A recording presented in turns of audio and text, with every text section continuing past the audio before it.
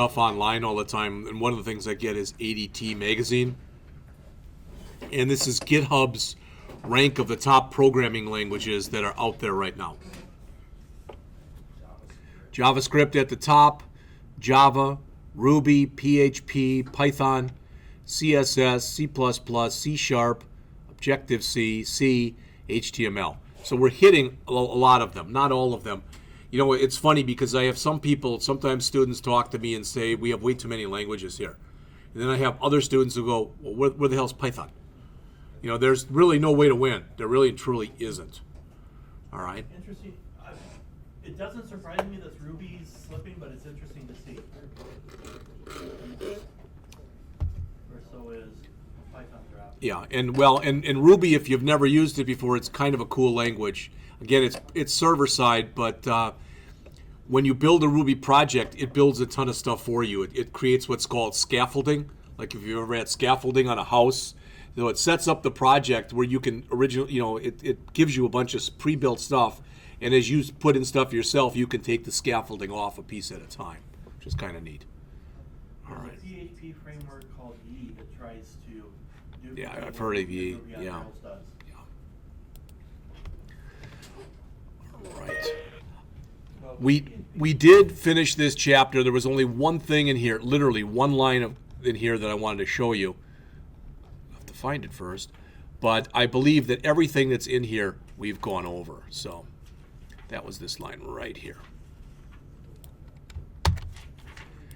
And what I'm about to show you, it's not a gee whiz thing. It really and truly isn't, but I want to make sure you understand it. And that is, if I come through here, whoops, and I just drag in a label. All right, so there's my label. And how'd they do it in here? I want to do it the same way they did it.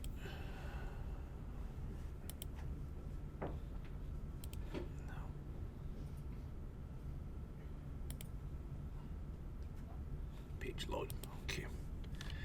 And you come in here then, and I just am going to open up my ASPX file. All right, my label should be called label1 by default. And now it says label1.txt equal hello world, the time is now. All right, and if I go ahead and run this, okay, you can see it. It's not like this is any big thing, but what you notice is if I refresh, so does the time. All right, and the reason that that's important, it's two reasons. First of all, whether you realize it or not, one of the things that's showing you right there is Ajax, because you're not refreshing the entire page.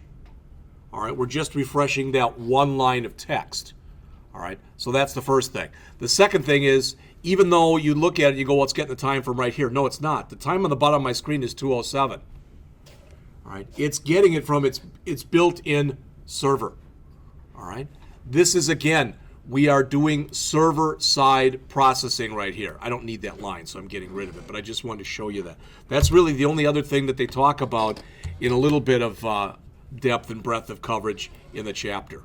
All right, so get rid of that.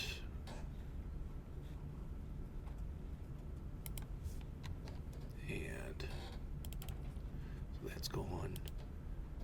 And I don't need that anymore either. All right, so we're going to build this right now, and we're going to build it, but as we build it, we're going to build it slowly. And I'm sorry if you think we're going too slow, but for the first project or so, I want to make sure, you know, once we start getting homework in that, you're going to work at your own pace.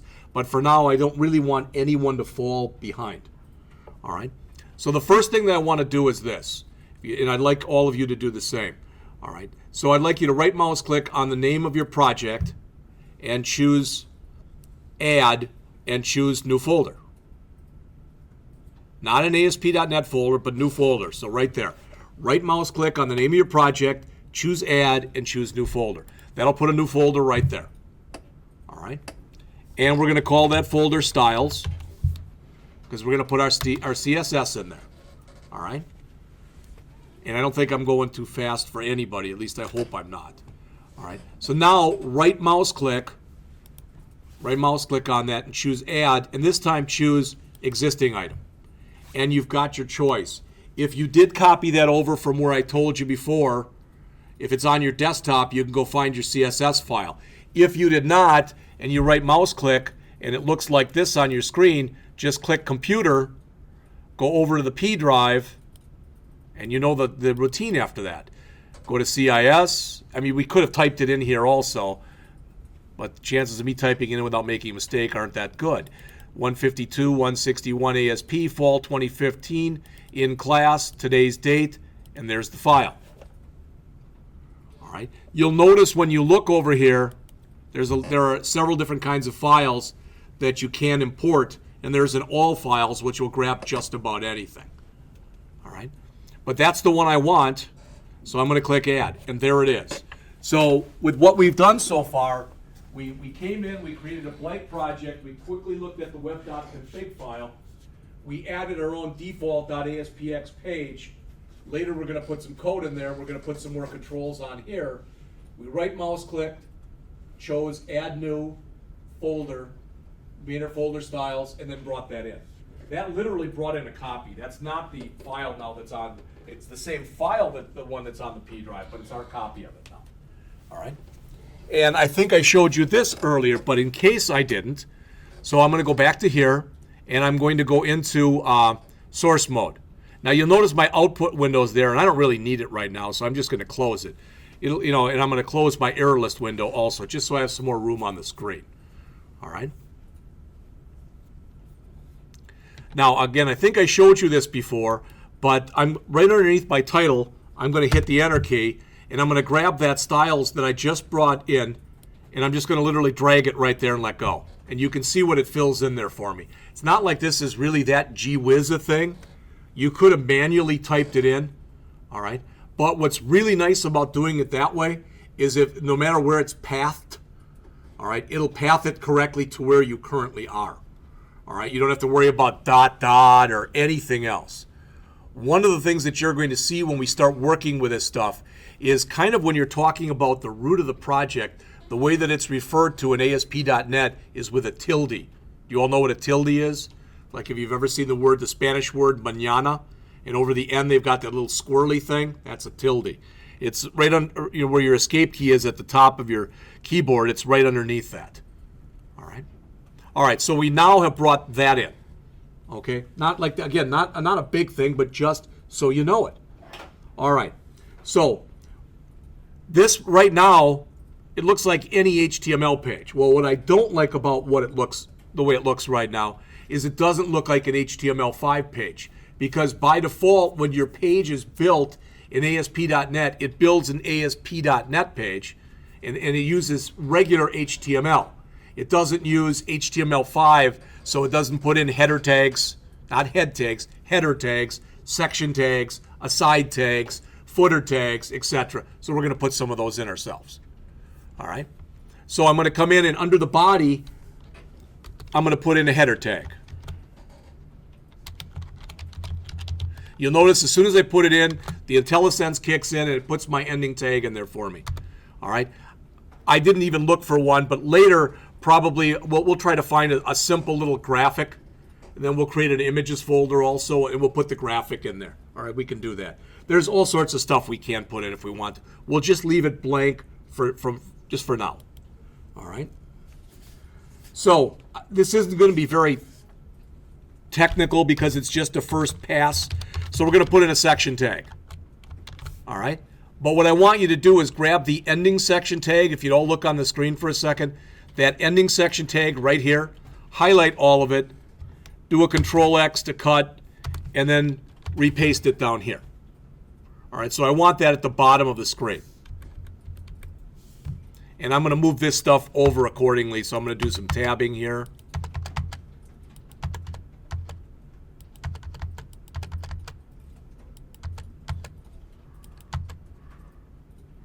All right, now it's starting to come into play a little bit. If I run it right now, what does it have in it? It's going to look exactly the same as it did before. So we could run it, but I don't really see a need to. Well, right now, future value application, that's a fine name. You know, it'll work just fine. All right, and I've got 3 blank paragraphs because I hit the Enter key 3 times. Sometimes when you hit the Enter key, and I don't know why this is, but sometimes it'll do that where it'll put in paragraph tags for you. Sometimes it'll put in line break tags. All right, and there doesn't seem to be a real consistent rhyme or reason to why it does that. All right, but what I want to do now is I want to go in and I want to start building this thing. So something that looks like this. Now I've got my choice over how I do it, just so you know. I can go and build it as a table, and I can put a whole bunch of stuff in there. I think I showed you this last time. If I go into design mode, I can choose table, insert table, and put that in. The problem is the way the CSS is written, it's not written for a table. So we're not going to use a table. Again, we could, but we're not going to. So we're going to come in here, and again, you have to start deciding, are you comfortable enough doing it like this and constantly switching back to this? All right, you can already see the CSS kicking in here. All right, because it said they take an H1 tag and make it, it's supposed to be navy, but it sure as hell doesn't look navy to me. Maybe it was a different blue, I don't remember. All right, but you can already see that it's starting to come to play. But again, if I want to go in here right now, and the next thing I want to do is I want to come in and I want to add a label. So I can add it from here, or I can add it from here. That's totally up to you as far as the way you want to do that. All right. I'm just going to make sure I've got some blank space. I'm going to put a single line break in here, and then I'm going to come back in, and I'm going to literally just drag a label right there. All right. Now, what you're going to see, maybe all semester, but at least for a while, is I'm going to keep doing this. And it might even drive you nuts. And what I don't like about it is if I hit enter here, it automatically puts a blank line in there. So I've got to remove that. All right. So what you see here, this is a tag. This tag, by default, expects at least 3 attributes. These 2 attributes, as I mentioned to you before, are mandatory to any server-side control, an ID and a run at. The text is, of course, whatever the label is going to say. All right. So the first thing that we're putting in here at the top is going to be our monthly investment. All right. So I'm going to change that from label 1 to label monthly investment. And I'm going to grab that monthly investment. Remember, there can't be any blank spaces in an ID. And where it says text equals, I'm going to change that to monthly space investment. All right.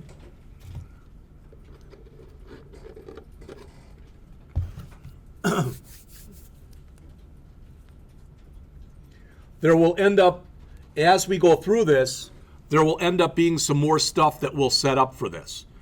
All right. Now, if I go back and I look at my styles, you'll notice this is what's in there. Body stuff. I think you all know what all this stuff means. Color, label, label. Oh, so it's supposed to float left and it's supposed to have a certain width. So that's already supposed to be in there. All right. Well, anything that we're going to be using for data entry, whether it's a label or whether it's a text box or a drop-down list, is considered entry. So notice we have a class named entry there. We could, if we wanted to, we literally could, and what I'm going to show you right now is the way you're not supposed to do this. You could come into here and literally say label and say class equals. That's not the way you're supposed to do that.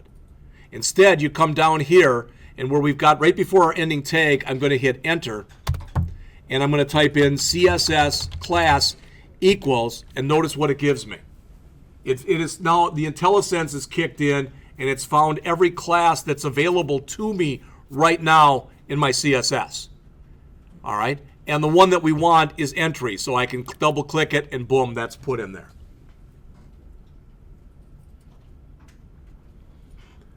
Now, we really didn't have to do it, and hopefully I didn't screw it up, but yeah, it's okay. All right, so there's our monthly investment. So that's, we're just starting. So the next thing I want to do is I want to come in and I want to drag in a text box. It's all alphabetized.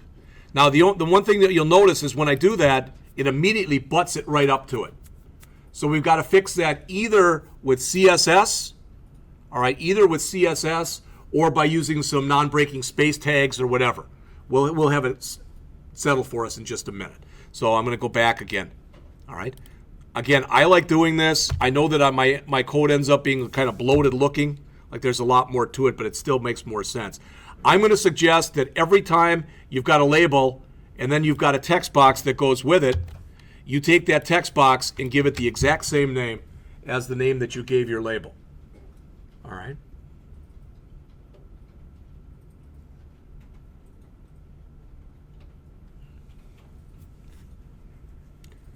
Now, we've got our choice. We can, if we take a look at it now, it's not going to look any different. But if we come back in here and use that same CSS class, and we say entry again, all right, and now I go over to design mode, you can see it's been moved over a little, all right, and hopefully you've all noticed this already, and that is that's what a lot of this stuff in here is going to be. You're gonna build something, and then you're going to write some code for it. You're going to get it to work, and then you're going to start tweaking it. And the problem is tweaking this is like tweaking any other website. I was reading an article this summer, and the first paragraph, a website is never truly complete. And when you think about it, that's true. If you're the developer or the designer, there's always something that you think, I should have done this, so you might go in and do it, type of an idea. All right? All right. Okay, so that's the first one. Then we want to come in. I'm going to put a line break here. I may not need that, but I'm going to put it in anyway. All right. And now I just want to show you this. It might not seem like a big thing, but I want you to see it. I want to basically right underneath this. So that's my investment. All right. Now I've got my choice when I start putting the stuff that's in here. And I can look here, and we're going to put the interest rate in. Okay. And with that interest rate, we can look at it. We can say, okay, do we want that to be a drop down? Do we want that? Whatever. This is our first iteration of this. I'm not even going to use drop downs. We're just going to use everything with text boxes. All right. So I want it to look basically like this right there, except I want to use all different names. Does that make sense? So what I can do if I want to is I can copy, come down here, and paste. Okay. So I just put these two in, and I put in these two, and notice it reverts back to the default name then. Label 1 and text box 1. But that's actually a pretty good thing because that's less work that I have to do. And it's already got my CSS class in there, etc. So the next thing I want to put in there, my next thing is my label. That's going to be my interest rate. All right, so I've got label interest rate. And it's also the text is going to be interest rate. And for my text box, it'll be text box interest rate, not interest rate.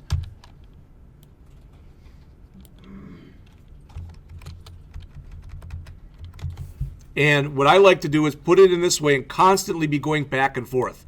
All right, again, it may not look perfect. We'll work on that. Hopefully it's going to just clean itself up as we go on. All right? But the reason that I'm going into the code mode is I just want you to have a comfort level with looking at this and having basically everything that's in here make sense. So far, like I said, and I'm doing it slowly because I screwed it up this morning and I don't want to now. So we put in our investment, we put in our interest rate, okay?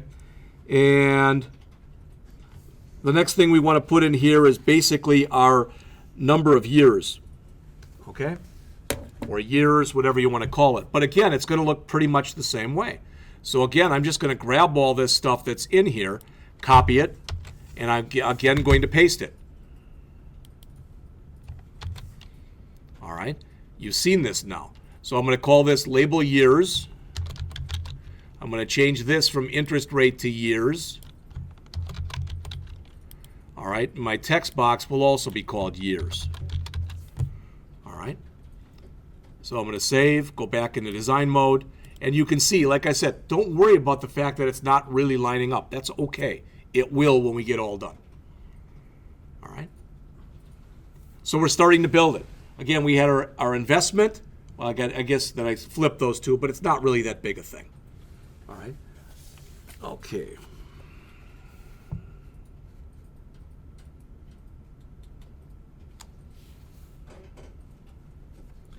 Let's put another one in here, all right? And again, just to show you that we can do it the other way, I could also, if I wanted to, just drag in a label, And after the label, I can come in here and I can just drag in. You don't have to do this, but I'm just trying to show you. You come in here and I can drag in a text box. And you'll see once I do that and I switch back into source mode, there's the difference. All right, I'd already kind of done some formatting here and I'd added some stuff, but now doing it this way, I've lost all that. All right, again, is that a big thing? No, it just takes me a minute to fix it. But just so, again, so you're aware of what's going on here. So I'm going to get rid of that, and I'm going to copy one more time.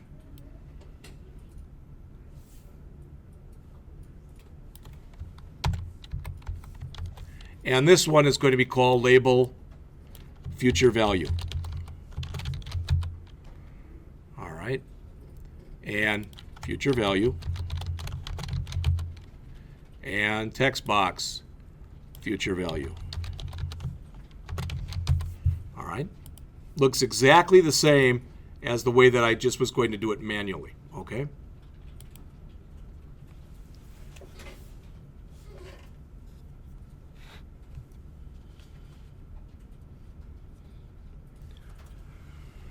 Now that we're down toward the bottom, we're not at the bottom, but we're toward the bottom here. All right. I want to put a couple buttons in here. So I'm going to come back into source mode, and right here, I'm going to put another line break tag just so it's down a little bit further. All right. And I'm going to drag in 2 buttons. There's one. I'm going to hit enter.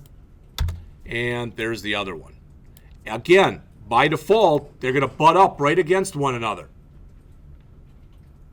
And I don't want that. So again, I'm going to come in here and keep making these changes that I've been showing you.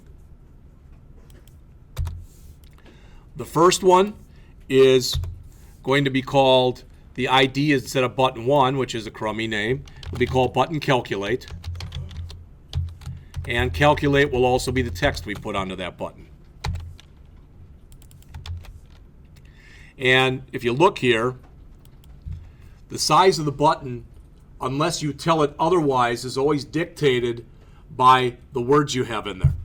The reason I'm telling you that is we're going to put clear in for the other button so it won't be as big as this one. So if you want to change that, you have 2 ways that you can do it. One is the way we've been doing things like that in the past, which is to use CSS. And the other one is to use what's called a skin that we don't get into until about chapter 8 or chapter 9. All right, so you will see it, but it'll be a while. So one thing I want is I want to put, I don't want them on different lines, but I am going to put about 3 non-breaking spaces here. Just so there's a little bit of room in between those. All right, then I'm going to go down to my second button here, and this one will be called BTN Clear. And the text for it is going to be clear.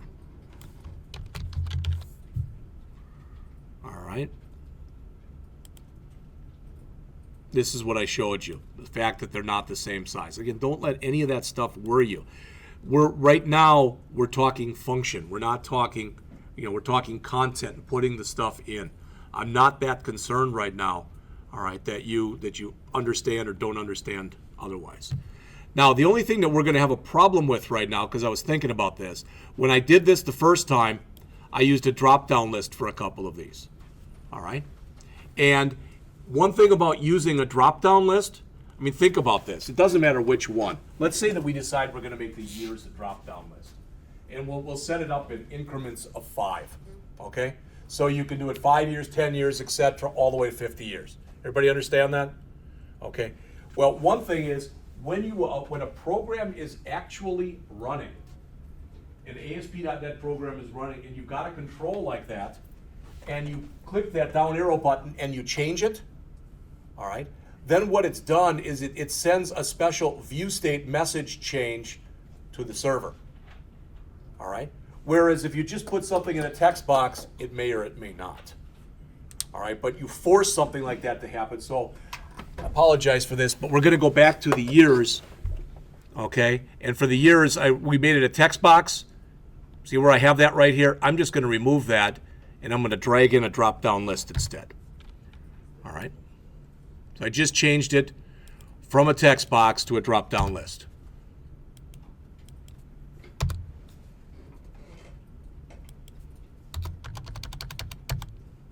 and I'll call it drop-down list years. I'm not worried right now about how it's going to be configured. All right? In fact, when you think about this, so that screwed that up because I removed the line break, but that's fine. When you think about this, when the program runs and you click the drop-down list, it's going to have in it 5, 10, 15, 20, 25, 30, 35, 40, 45, 50. Everybody gets that, right? All right. How many times should I have to fill that up? You understand what I'm saying? That's never going to change once I fill it up, right? Unless I decide I want to add more years or change that. But if it doesn't change, it's a set it and forget it type of thing. So I'm actually going to set those values in code in just a few minutes. I want to go back in, and after the years, after the one we just put in, I want to put in another line break tag. Somehow I got rid of that, or it got screwed up somehow. So I'm just going to put a line break tag in here. And it doesn't matter when you do that. If you want to, I've got a lot of white space in here, and if you want to run stuff together, it's after a while, it's whatever you're comfortable with. That's what you should be using. All right. All right. Okay. If we set this up right here, if we set up the years so that it holds 5, 10, 15, etc., all the way to 50, we don't really even need anything like a required field validator. We don't need it because there'll always be a value in it. We can't force the user to select one value as opposed to another, all right? But a value will always be, there will always be a value selected, all right? On the other hand, with the monthly interest and the interest rate, we don't know if they've selected a value or not. We have really no idea whether they've selected a value or not, all right? So what we can do, and it'll look a little funky when we drag stuff in here on the screen. Don't let that worry you, all right? But I'm going to come back out here down to my, back into source mode. And the first thing that I want to make sure it's set for is I want to make sure that my monthly investment, all right, I want to make sure that there's something in there.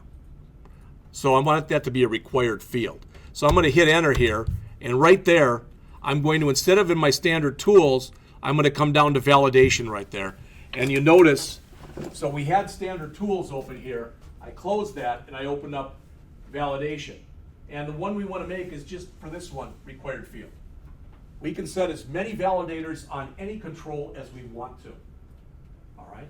So I can have a control that if for some reason I need to do a compare and a custom and a range, I don't know why you need that many, but you can, all right?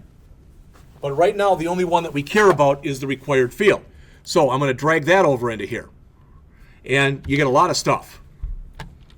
All right, so it says required field. Again, ID equals. Well, what is this? This is our monthly investment, right? So I'm going to call this required field validator monthly investment. We've got another run at equals server right here. We've got an error message right there. And we're going to talk about what all this stuff means in just a second. All right? For right now, just so you're aware of this, everything that we've said in here, everything that we've said. So for instance, if I go right there to that error message, I can set it there, or I can go into my properties window. I can do it in either place. The system could care less. It's just where you decide you want to change it. But I want to change that because to say required field validator is a goofy message. So I just want it to say monthly investment is a required field. Again, you can put whatever you want to put in here. But since we're going to have a few of these for different controls, it's kind of nice to have something that's fairly uniform in nature. All right? So the other thing I want to do is, if you look up here, is I again want to come in here and I want to set a CSS class. Now, this time I don't want to use entry. You can probably guess which one I want to use from the list that's right there. I want to use validator. All right? Now, I'm going to show you something. You don't have to do this. What I'm going to show you right now, you don't have to do this, but I want to show you something. All right? And that is, I'm going to run this. And I expect there to be an error.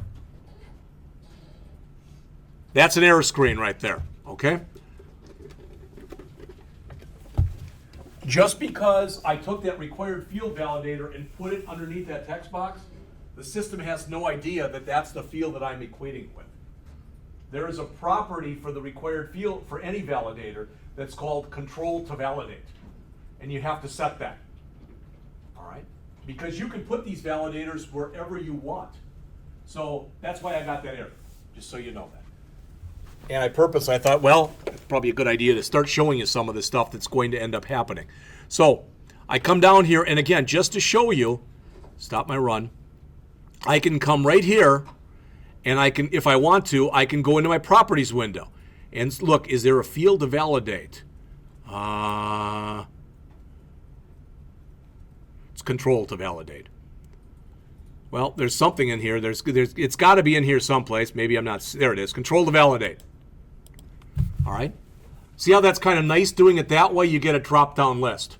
So some people like to fill up some of their stuff using the properties window.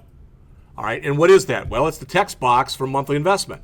I put it in there, and it throws it right next to where I just was. So I just moved it down a line. All right. Ours isn't doing anything when we click on that. Control to validate. It doesn't give us a drop down? It doesn't give you a drop. I don't know why it wouldn't. You could manually put it in too. All right, but I don't know why it wouldn't. All right. Now, I'm going to save it and try to run it again, and I may or may not be right here, but I'm hoping I get a different error. All right? So I'm doing this hoping I get another error. Yeah. No. Okay. So right now, I think so. nothing in there. You know, the buttons aren't going to do anything. It makes an error come up. What's that? I made an error come up when I clicked it. What did you say? Oh, okay. Yeah, save it first. Did it say something about unobtrusive JavaScript? Oh, yeah.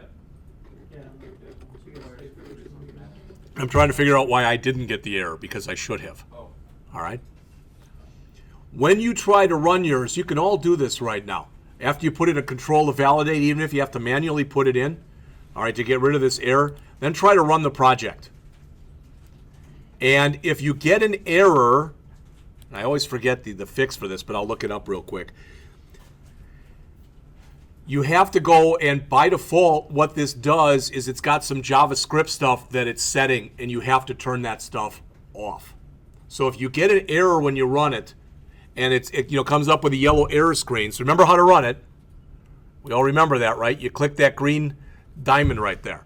So if you run it and you get an error, all right, so if you run it like that and you get an error, and it comes up and it says something about unobtrusive JavaScript or something along those lines.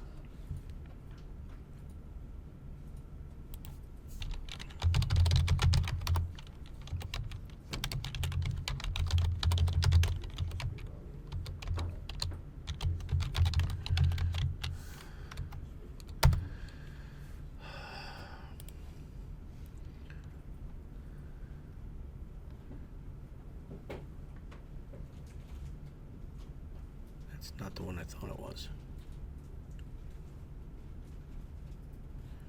Damn it. It only comes up in the pick calculate. Oh, okay, good. Thanks for telling me that. All right, then I want it to come up, because I pasted the error in and I found a Stack Overflow that had a really good explanation of what's going on here. All right, thank you.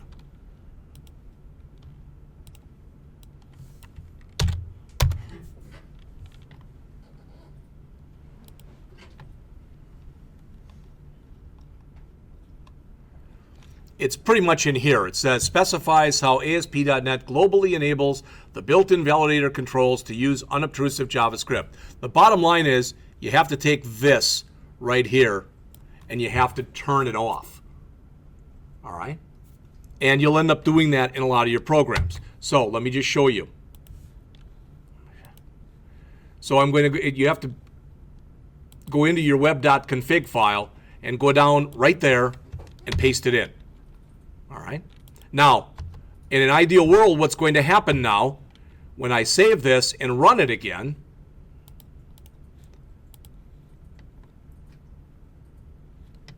is I'm not going to get that error. All right? See it? Monthly request, but see that? So you see what we put in there? All right. The clear doesn't work. This stuff hasn't been programmed yet. But the key thing is, after doing that, thanks again, Zane, that by turning that off, that goes away. All right, we're going to get into that in more detail later on in the semester. All right.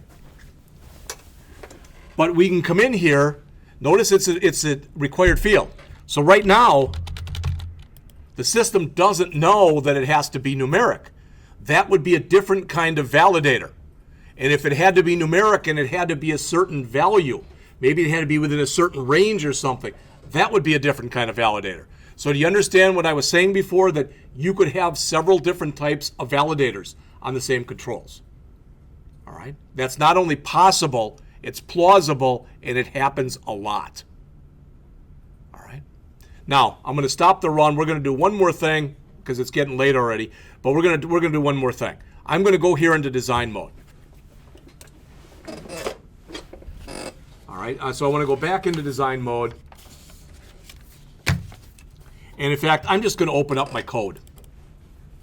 All right, so you can do the same thing. What we're going to do is we're going to put some code in there, and what the code is going to do is it's going to make sure that when we run the program again, that drop-down list is filled up for us. Okay? We could manually do it also, but we're going to do it in code, just to show you some code here. All right? And it allows me to talk about something that's called postback.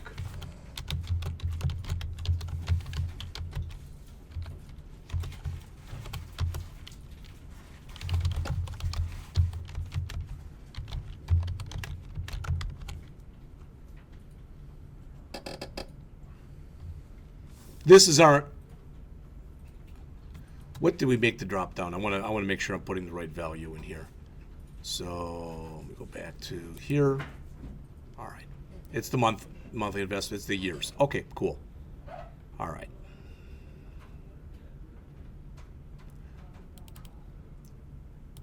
So I'm going to say here that it has to be, I don't know, between, like I said, 5 and 50.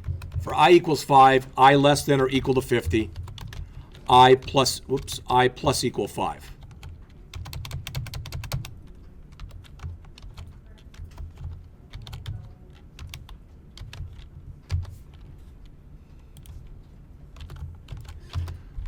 All right.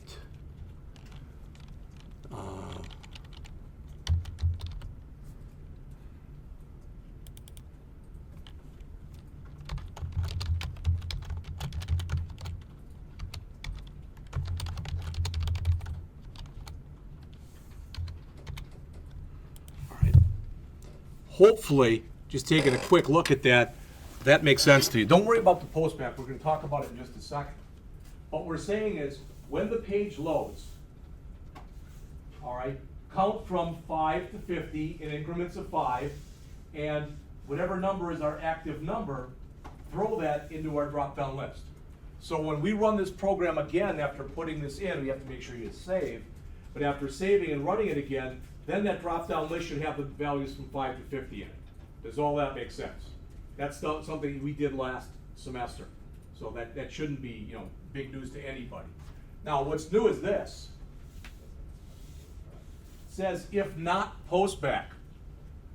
Every single time that you run the program and the program's already up and running, so the program's up there, it's got those values in it. Every time you go in there and you click on a different value, what happens is you're making a change, correct? When you're making a change, that change that you're making in there has to be posted back to the server. That's how you get the name postback. All right? So by saying there, if not is postback, what that means is if this is the first time you're bringing the page up ever, it's saying fill the drop-down list. So the only time that should happen is the first time when you're loading the page for the first time. Even if you go off the page and go back to it, All right, unless you unload the application, that's the only time that that should fire. So if I save this, go back to my default page, and run it. You got a plus right here. I have a plus, I got an error. Okay, that's fine.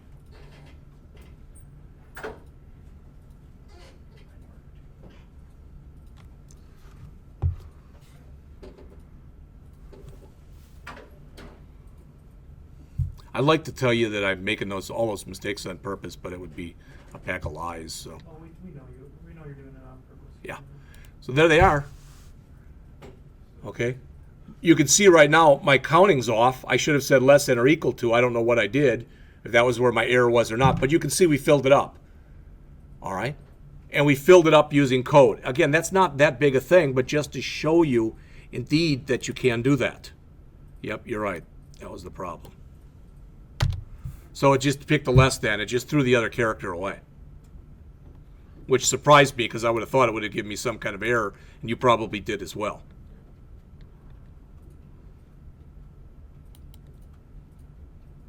All right, so that's done. Well, the calculate's going to take quite a while, as you probably guess. All right, but what we can do, we still have just a minute or two, so what we can do here, can't say you're not getting your money's worth today, all right? So what we can do is we can come back over here to our default page and double click on our clear button. We can put all the code in for that. So we can say our drop down list.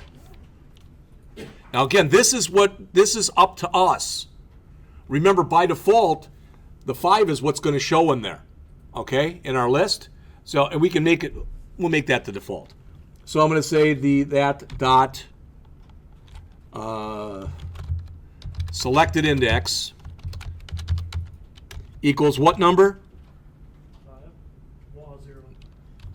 I like the second one better. All right. We've got our text box with our monthly investment in it. We're going to set that equal to double quote, double quote. We've got our text box with our, what else is left? We got years, we got future value, interest rate I think was next. Doesn't matter the order in which you put these anyway. And we've got our text box with our future value in it.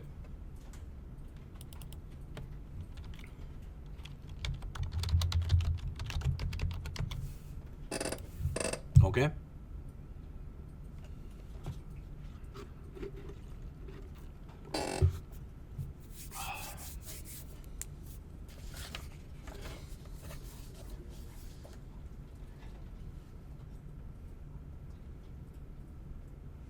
So we're going to have to do two things. We're going to have to program. When you look in here, if we go back to this and look, well, what are we going to have to do? We're going to have to clean this up, right? Well, so we'll clean it up next class. We'll add a few more of the validators. We'll pretty this up so it looks decent again. But now when we run this, I should be able to put stuff into here, into here, into here, and I should be able to choose one of these. And when I click clear, these should all go away, and that should go back to 5. And it does. Again, not a big thing, but just so you know. So there's, as far as the code goes, all we got left to code is the calculate button, correct? And we'll have the calculate button actually call its own calculate future value function, all right? So we'll do that next time, and we'll pretty this up. But we'll have this done by the end of next class, no problem, all right? And we'll move on from there. What I want to do, though, is I want us to start building something from scratch as a class. And then I'm going to get you to a certain point and say, now you take over.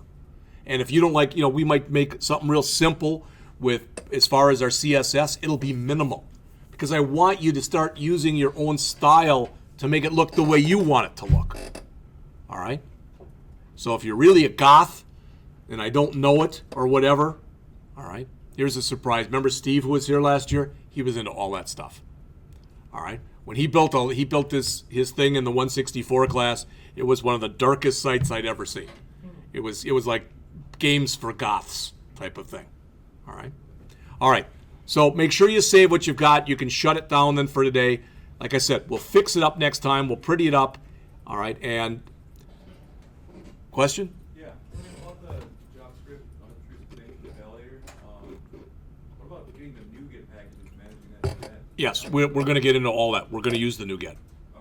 All right. The problem is NuGet works like a charm when you use the regular. Remember when you can set the site up where you choose the ASP.NET Web Forms site? Yeah. For some reason, NuGet, at least the version I used all summer here when I was playing with this, didn't work well when you started with an empty website. All right? But we'll get into it. They've changed, and just so you see this, what he's talking about is we go here. I don't remember if it's under options because it's changed.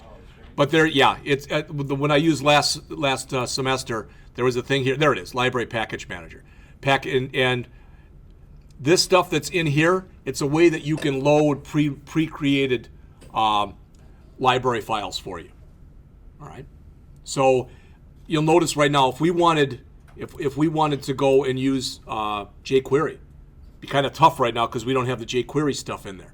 So we'd have to go out to Tools, go out to Library Package Manager, and if you knew what it was, you could go to the console, which means just basically do it from a command line. And I don't remember what it is. So otherwise, you'd go Tools, and you'd go Library Package Manager, manage NuGet packages for solution. You'd go up here, and you'd search, and you type in like jQuery right here. All right? And, yeah, it's there. It's there. I know it is. But it'll give you a list then that are in here. I don't know what it's doing wrong.